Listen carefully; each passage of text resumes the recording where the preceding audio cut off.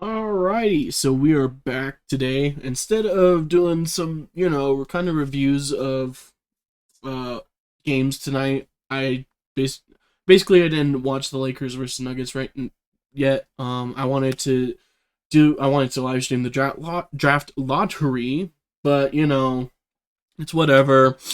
I didn't get to, but whatever. Blah blah blah. Anyways, I wanted to just kind of do I just kind of want to do some reaction videos to the draft lottery stuff. I wanted to do to Sporting Logically, and then the other one I was gonna do was Funky Diabetic, just because those two are kind of the ones I really, other than AM Hoops too, but he hasn't uploaded a video or anything like that. So I kind of wanted to see their thoughts and what they completely thought about the lottery itself. Um, like I said, I wanted to do a live reaction to it, but I didn't have the chance to. Same thing with the Nuggets game. I basically will go over, rewatch that and see, and basically give a review on that. But right now, I'm just gonna react to this and the other one. I might react to Crispy Flakes. Shout out to him for his reaction to it, because I know one thing that did happen for his team specifically. But yeah, let's just kind of jump right into it. But going to be a San Antonio Spurs. And even though that is far from so only Victor, storyline from the 2023 NBA draft, it is the one that we are going to begin with, because it is unbelievable. It is incredible that there have been 2 times in the Spurs history over the last 25 years that they have intentionally tanked, that they have lost games during the season with the goal being to get the first overall pick. And the first time they ended up with Tim Duncan over 20 years ago, and the second time they end up with Victor Wembanyama. This is an unbelievable thing. Yeah, this is so insane. Like, first off, this is so insane for the Spurs to go from David Robinson to Tim Duncan to now Victor Wembanyama. Even though, I mean, just Tim Duncan was like inspirational for a lot of players. I know that. I know I was modeling my play after him, and even though it was middle school, but I was still like modeling my play after him, like hitting off the backboard and all that stuff. So for the Spurs to even get him is just an insane thing. We all know that he's gonna be gotten, but what I saw was the Hornets are getting second, and the Rockets are getting, or no, Portland is getting third. So I have Portland is getting third. So I have no idea what's the expectation of this. Later on, I'll give my thoughts here in a minute, but yeah. Like, it's insane for the 2 years ago for the San Antonio Spurs. Aggressively tank their way towards the bottom in a significant way by getting rid of this is rid of some the of the other best veterans on thing their for the roster, and Spurs. they are now rewarded, as is the case with how the NBA works, with the best draft prospect potentially in the history of the league. And this is a really interesting fit. Best draft prospect since LeBron. Wembanyama ending up in San Antonio, because they're still seen, despite a lack of success recently, as one of the better developmental teams in the league, still one of the smarter front offices in the league, as well as, of course, having one of the better coaching staffs in the entire league. And if you want to think about the best environment for Victor Wembanyama to end up in terms of his own development, arguably that is San Antonio. It might not be the most exciting, the most interesting out of all these other teams. Yeah, I'm sorry for pausing throughout all this, but basically my thought was, man, if Victor can go to Charlotte, I think that team would have been great. I think that team would have been perfect if Victor went there. Because, like, Pistons, I thought it was just a little bit too much backcourt. I know they would have to get rid of them, because they have Marvin Bagley, Isaiah Stewart, Jalen Duren. I'm blanking out, but some other ones in there. I mean, Nerlens well, even though I think he's just a vet there. It might be done for the season. I think they needed more. They definitely need more wing play, and at the number 5 spot, I think that'll definitely help them.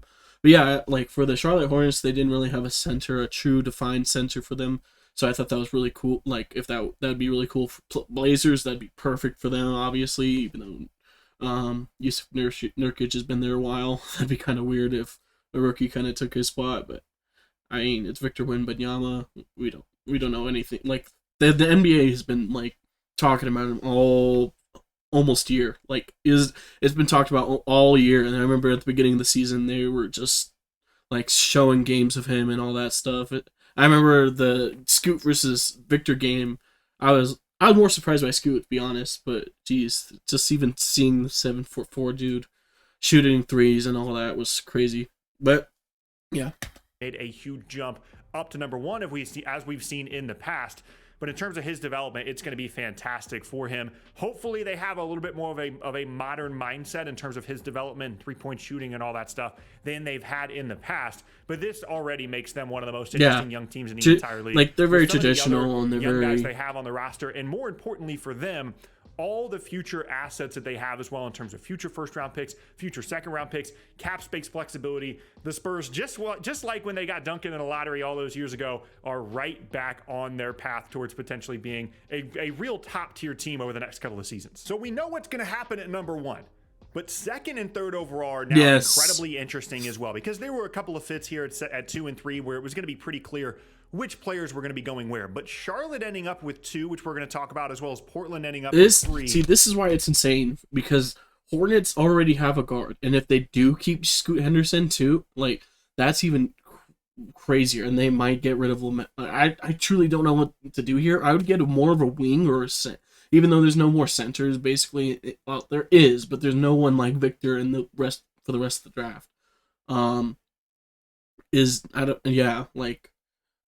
I truly don't know what the Charlotte Hornets are going to do with their pick.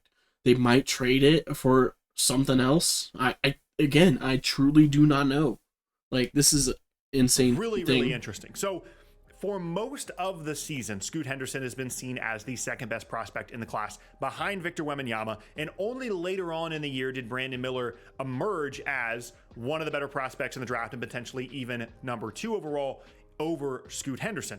And initially my thought was that Miller would fit really, really well in Charlotte. They need a legitimate wing, a guy that can play on both ends of the floor, and they already have LaMelo as their lead guard. And if he develops into a top-tier offensive player that can also guard, best case, like absolute best case scenario for him would be like becoming someone like Jason Tatum. That would be incredible for Charlotte. Yeah. And even though they don't have a ton of other young pieces on the roster, getting a player on that level to go with LaMelo and some of the other pieces that they have, future first-round picks and things like that, is going to be really helpful for Charlotte. However, I would not put it past them at all to end up selecting Scoot Henderson number 2 overall and just creating this dynamic duo of a backcourt. LaMelo is a really good floor spacer. He needs to work on a lot of other... you can go the situation with the Detroit Pistons. Like, you're set on Jaden Ivey and Cade Cunningham for the rest of your future now. And then you have Jalen Duren, which is a great pickup from that trade during last year's draft. And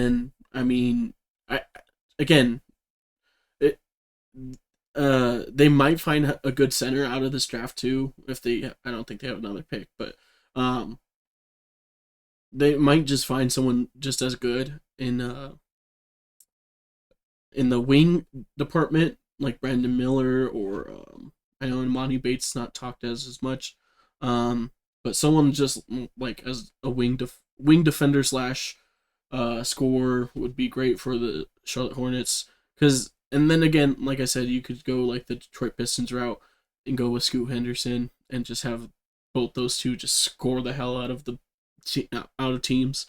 And so we'll see honestly how it goes from here. But parts of his game, but he can shoot the ball, and the fact that Scoot struggles as a shooter is going to mean that that's going to be critical for them if they really want to develop those two guys together.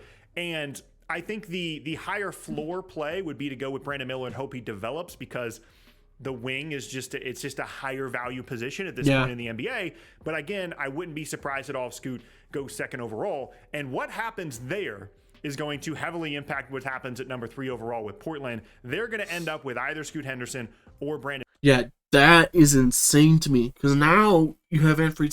So if that's the thing, if Brandon Miller goes to the Charlotte Hornets, then you have Scoot Henderson going to the Trailblazers. Now at that point, he might be talking about this later.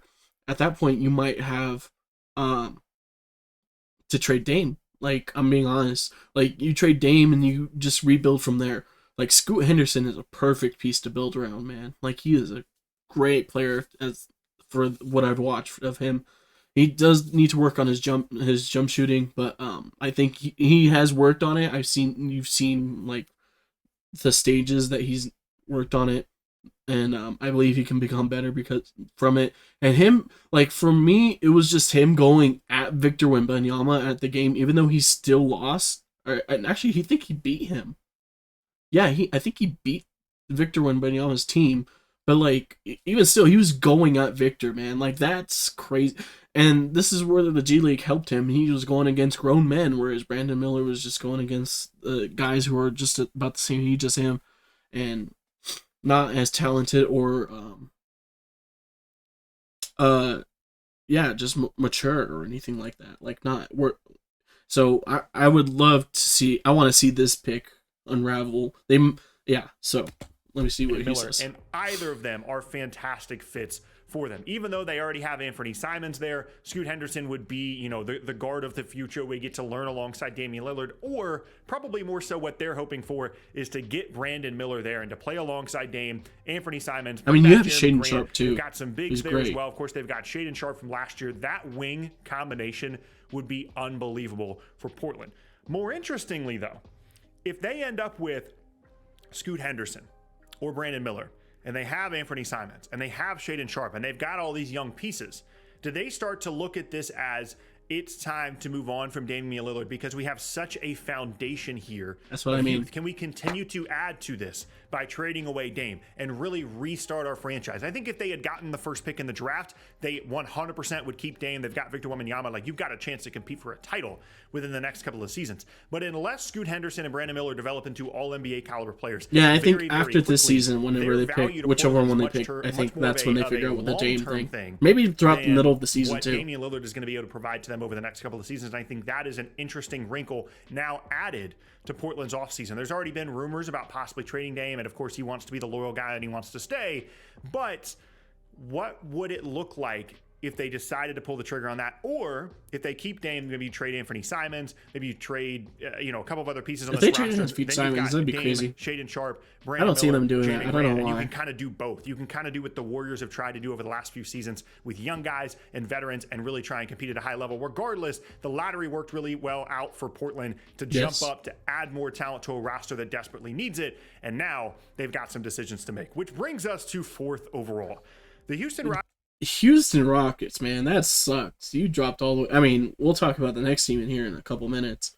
But for Houston Rockets to drop this much, or not even this much, but just drop to 4th and 5th with like the top 3 guys. Like, I know this is kind of like last year's draft where there's the top 3 guys and almost everybody else, even though the rest were still pretty good, like Walker Kessler, Jaden Ivey, and all that stuff. But anyways, like, yeah, like kind of drop out from these top 3 guys is kind of crazy, man. Like, that sucks, especially when you were the one of bad teams. And yeah, like I said, next team that comes. Rockets were tied for the best odds to get the first pick in this draft, and they slid down all the way to number 4. They didn't slide down as far as they could have. That's going to be Detroit, who we're going to talk about here next. But it's pretty brutal for Houston, and this is the reality of tanking in the NBA. Is it's really exciting when you're San Antonio and you get the first pick, or you're Charlotte and you're Portland and you move up a little bit, but your lottery luck is not always going to fall the way that you want it to, and you've given away a season for, the Thompson twins are fine. There's some interesting prospects outside the top 3, but the top 3 was the prize in this draft, and of course, first overall being the main prize. Yeah, they're getting one of the Thompson twins. This is actually pretty cool. I think, amen, or amen. Brutal. Like, they're still going to add some young talent. They're still looking good moving forward with Jabari Smith and Jalen Green, depending on how you evaluate those two guys.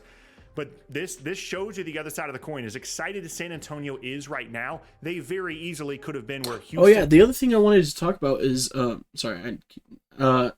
top 10 picks are like mostly not even college, is what I found out. They're not, like, a lot of these guys are not even in college anymore, which kind of is insane to me.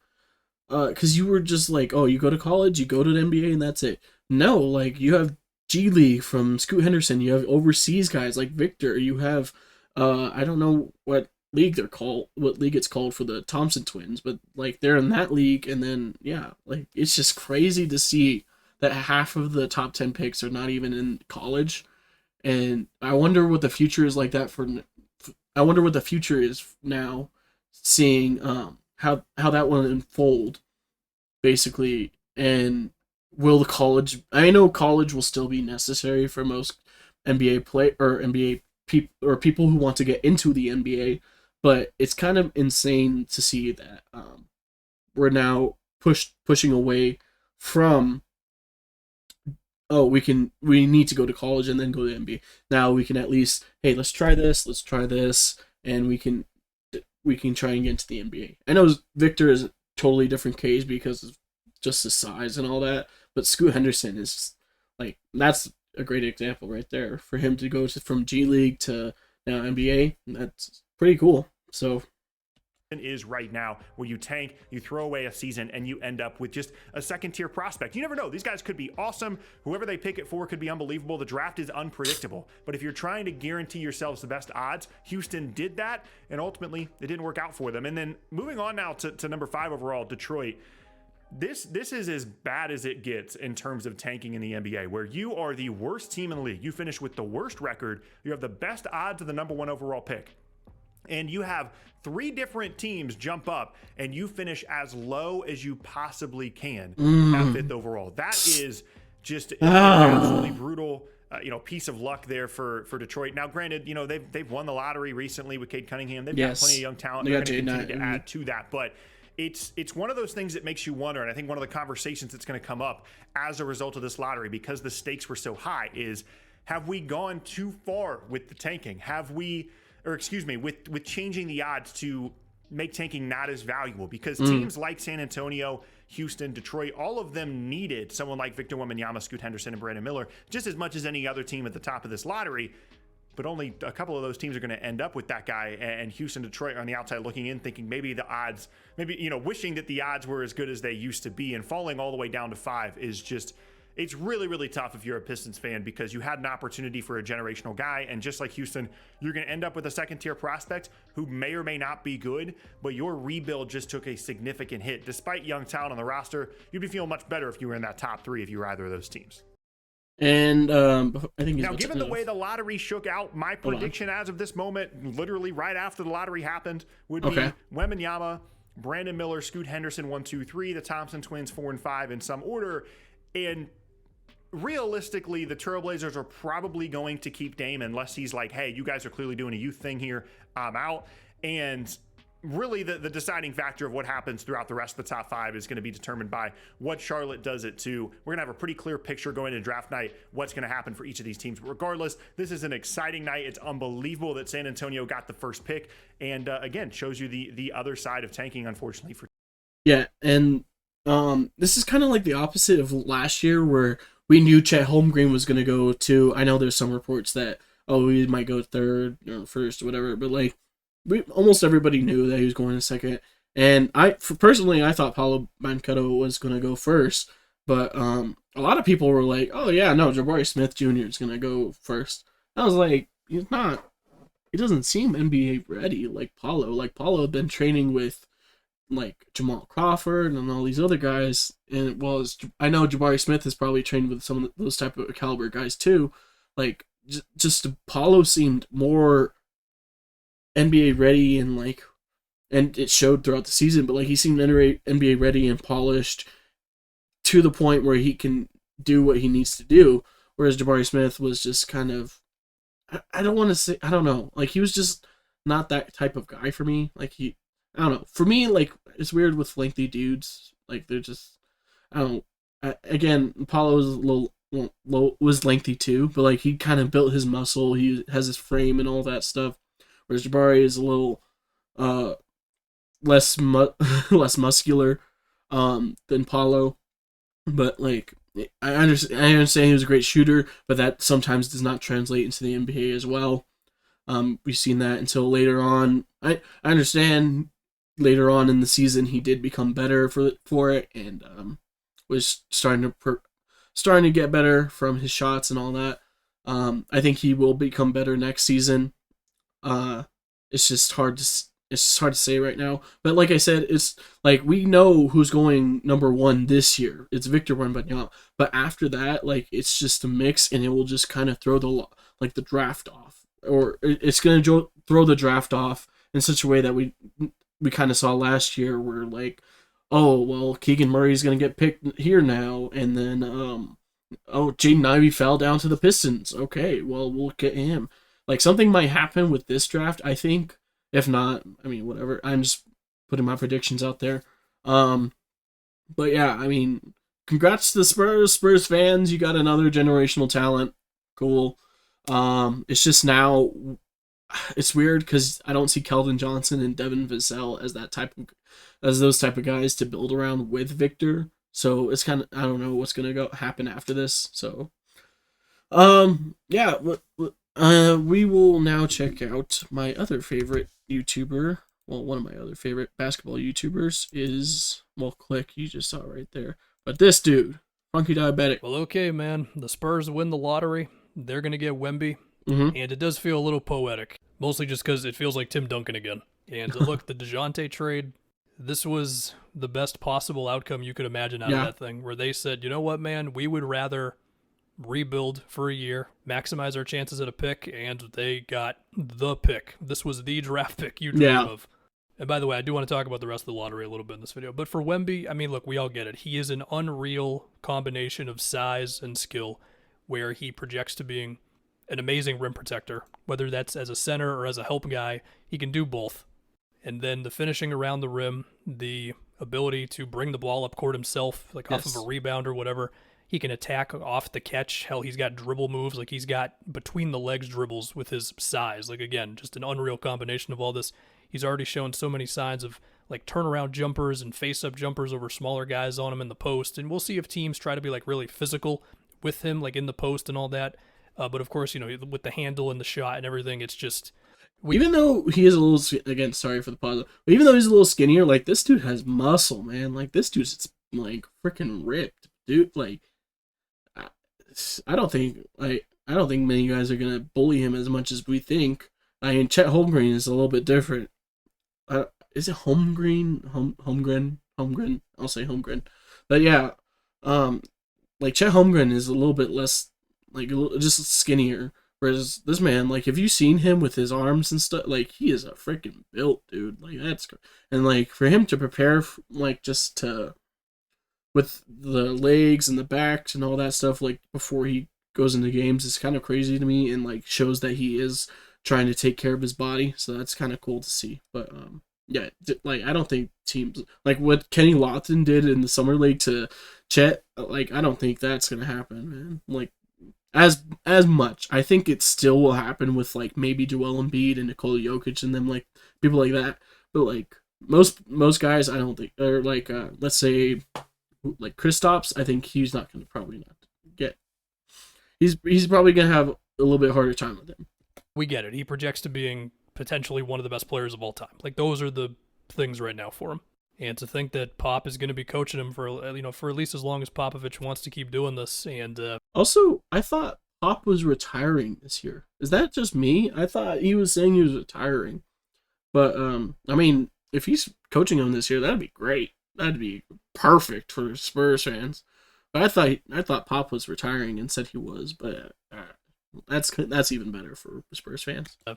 Well, the Spurs are back in the conversation, amongst large stream media. I know us NBA diehards, like, yeah, we care about Sohan and Keldon Johnson, Devin Vassell, and Trey Jones and all that. And okay, let's think about this. I already am excited about the defensive potential with Sohan and Wemby. Yes. Because with Sohan, you're talking about just his switchability defensively already, to, guard guys bigger than him and all that. And then with Wemby being able to protect the basket the way he is, and Wemby can move around the floor very well as well. It's not like he's just going to stand in front of the basket. Yeah, he's not like Yao Ming, man. He's not like Yao Ming. That defense, I mean, I get it. Other players there matter, but they could be an elite defense one day. And then you think on offense, Keldon, he got to, 22 points a game this year, and he's a good enough ball handler to where he can attack in a straight line. He can work off of screens. You're not going to run a million pick and rolls with him a game, but I think him not having to take on as much responsibility, and obviously just the stuff that Wemby's presence is going to create for him, that should allow him to attack off the catch. It should allow him to get cutting stuff on. Vassell is an awesome shooter. Malachi Branham at the tail end of the season was also getting some downhill stuff going, especially like moving off of handoffs and stuff. So there is talent here already. And it'll be interesting. Trey Jones is a really good assist-to-turnover point guard. Like, yeah, he's not a dynamic Yeah, he's just like his brother, man. Those two brothers, man, they're crazy with their assist-to-turnover rates or ratios. And yeah, I love Tyus Jones as a point guard, man. Like, he's just so good as a backup point.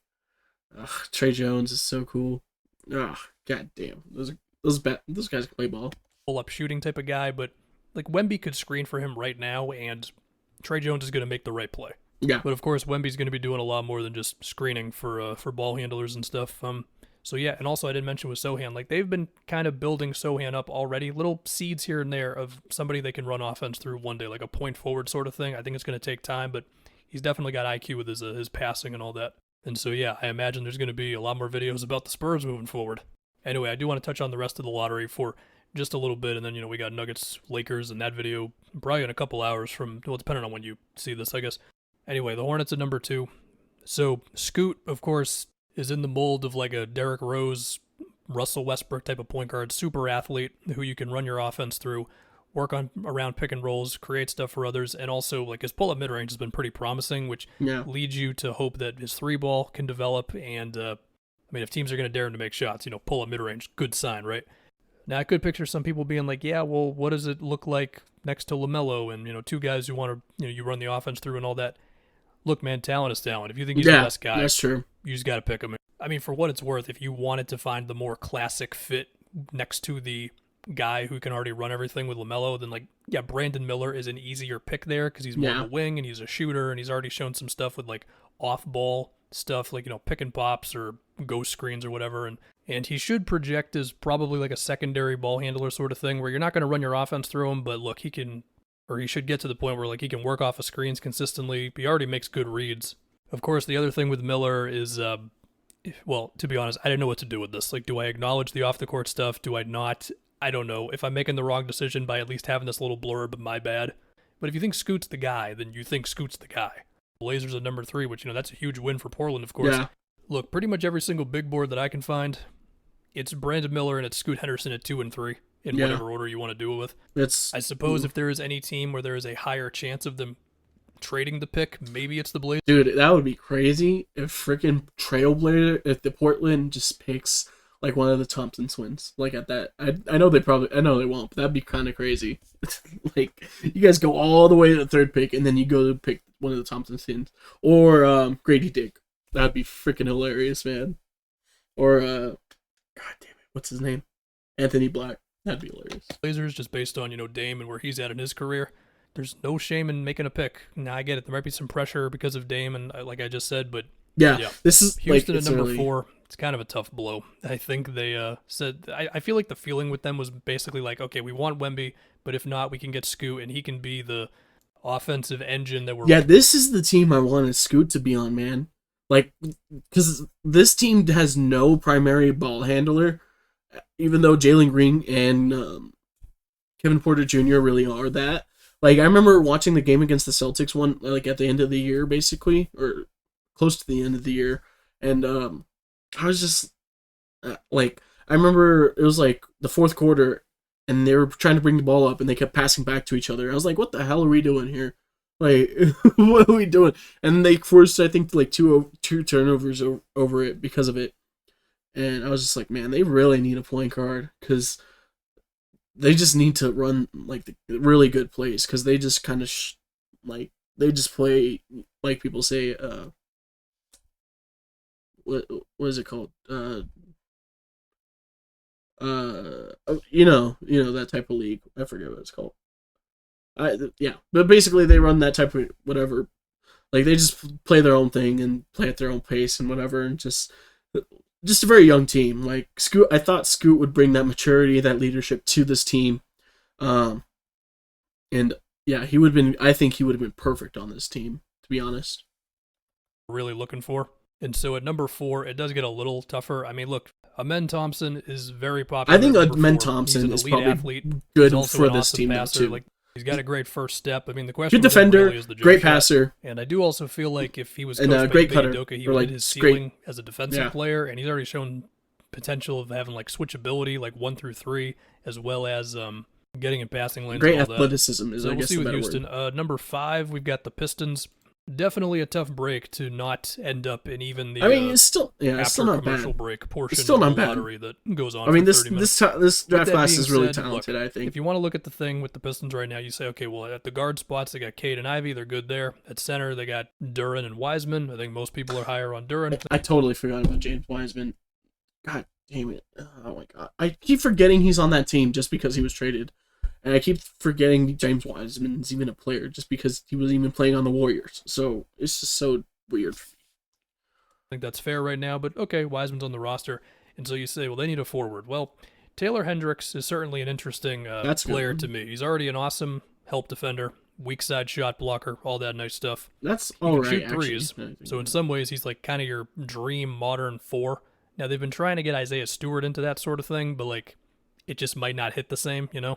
Another option could be Cam Whitmore, who's more of like a powerhouse at the 4 spot. That would where be good. He's also an awesome athlete who can. I mean, you can run him at 3 too. So we'll see. They do still have Bogdanovich. It's weird because you can have Jalen Duren as the backup center, and then you can have James Wiseman. Isaiah Stewart at the 4. I think they just need a good wing at the 3, because you have Cade at the point, and then Jaden at the 2 guard. So yeah, I think they need a good 3. I think Cam Whitmore would probably be better. Yeah, Taylor Hendricks is probably better at defense, but Cam Whitmore, I just see better playing there. I don't know why, but at the one of their forward spots, but But hey, maybe you go with Asar Thompson in that spot. I mean, Asar, similar to his brother, very good athlete, not as elite as Amen is as an athlete. I think he's more athletic, Asar to be honest. Does project to being a better shooter. He's also probably a little better as like an on-ball defender, especially right now. Doesn't quite have the same like separation stuff off the dribble and all that. I don't want to get too carried away right now. Wemby's going to the Spurs. Yeah. I mean, it's just crazy that the NBA is at this point now. We're just like the top 5 picks is so hard to choose. And like usually it'd be like, after the fact it would be like, oh man, the top. Man, there's really not that many guys out of the top 5, and or at least maybe the top 3. I'm like the Dwight Howard draft class is so crazy because it's just literally Dwight Howard and then like a bunch of good role players after that. There's maybe a couple All-Stars too, but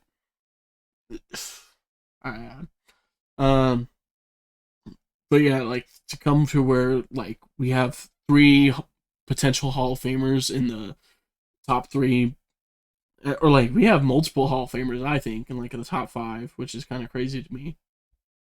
So yeah, it's just, I don't know where we go from here. Let me see the Crispies. Yeah. Yo, what's going on, guys? Crispy Flakes here. Welcome, man, to the 2023. Hold up, I gotta see. You might as well just be Stanley Johnson, G League, Ignite. Oh, wait, hold on. Wait. That was a joke, right? I can't move the rest of my body. In the NBA draft. Sorry for the high peak. I'm gonna still be outside, man, smoking that good stuff, man. That was a joke, right? Let me reiterate. What year is this? 2020. What year are we in? Wait. No, this is the year that killed.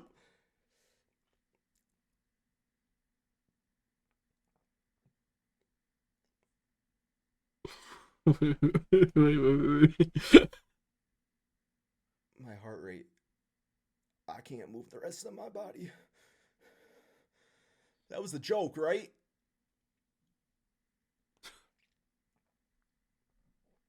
Man, I don't want my girl to see me crying the first time on a video. That was a joke, right? Man, I don't have dental insurance, man. I can't be breaking my glasses, man. Wow. No way. The 5th pick will be made. Don't say it!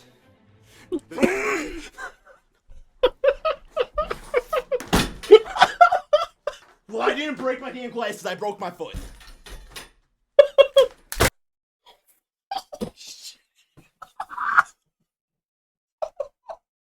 For like 17 years. Oh my god!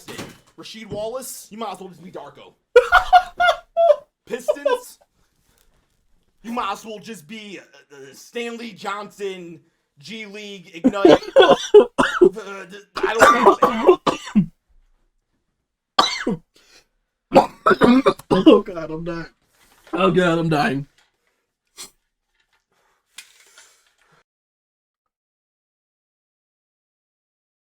Oh god.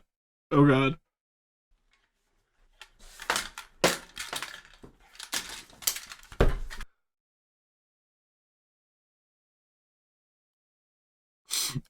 This poor man.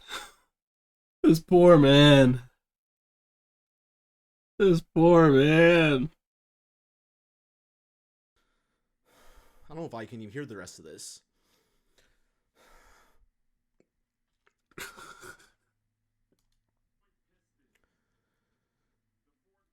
Fourth pick. I don't know if you got.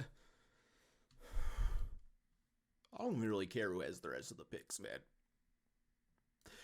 I really do not care who has the rest of the picks, man. This poor man. Oh my god. I do not really. The fifth pick? This is the meme.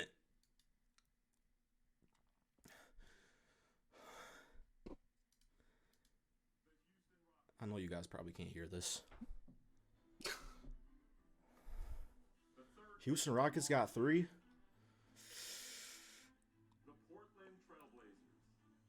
I do love Chauncey. The second pick will be made by the Charlotte Hornets. Shut up. Bro, the San Antonio Spurs? Are you serious? The San Antonio Spurs? That's the team? With your basic gray camel looking bitch ass jerseys? That's what Victor's gonna be rocking? That's gonna sell some tickets? What do you all even got there, man? Trey Jones? Keldon Johnson? You're gonna request a trade instantly, man. Oh my god. You know what? If you really even think about it, bro, Texas shouldn't even be a state. You shouldn't even have NBA teams, man. If you really think about it, bro, like Texas. Oh my god. Like, you just shouldn't be a state. You know, let's just bump it down to 49. I like even numbers better, man. Get rid of the stupid looking 50 and put it down to 49, man. How dare you? How dare you? How dare you, Texas? How dare you get to go straight from Luka Doncic to Dirk Nowitzki?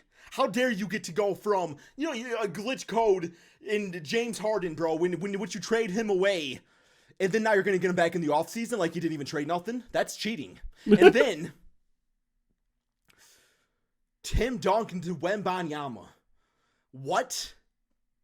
Just get rid of Texas, man. You know what, man? Just like, you guys could become like the ninth continent or something, bro. You know what? My best friend, Basketball Noob, lives in Texas. You guys want to you guys want to hear what a Texas NBA fan sounds like, man? Oh no. I'm gonna get him on the phone. I'm gonna get him on the phone, man. He better answer too. Oh, he better answer, man.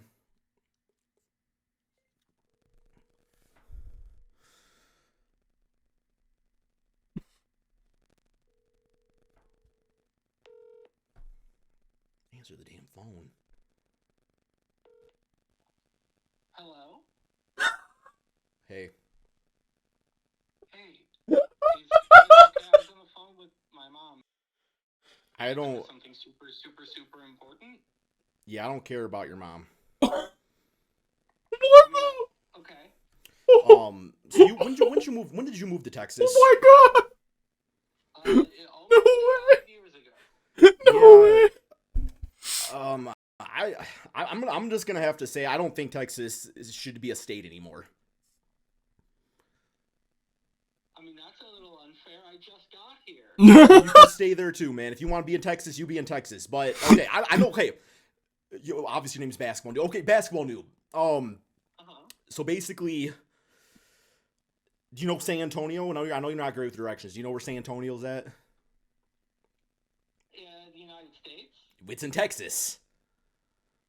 Oh. Yeah, well. I for sure knew that. Okay, well, you all just got the number 1 pick in the draft. How do you feel about that? Who should the Spurs take in the first pick? Say the name. Big NBA fan here. Give us the first name you can think of. Say it. Come on. Who should the Spurs draft with Please the number say 1 Scoot. pick? Please say Scoot. Please say Big Scoot. basketball fan. Well, I mean, it's gotta be Luana Gondola. I mean, that's number 1. What my god? Iguana Gondola? Man, you mean Andre Iguodala who just retired like a year ago? Andre Who? Iguodala. That's not okay. It's crazy. Oh, it's crazy. Tell your mama said hi. Oh my god, man. Oh my god. This poor man. What does he have to say? No. This deserves a We're gonna like, get man. number 5, man. But you better follow these to a T. Brian, 10 rules, man. You better get better every single day. Oh my god. Practice mindfulness. No. Oh my god. That was too funny, man. That was too funny. Oh my god. Shout out to Crispy Flakes, man. You are the greatest. You're the greatest Detroit Pistons fan I've ever seen in my life. Also, shout out Bulls for not getting the first pick. You guys suck. See you guys later.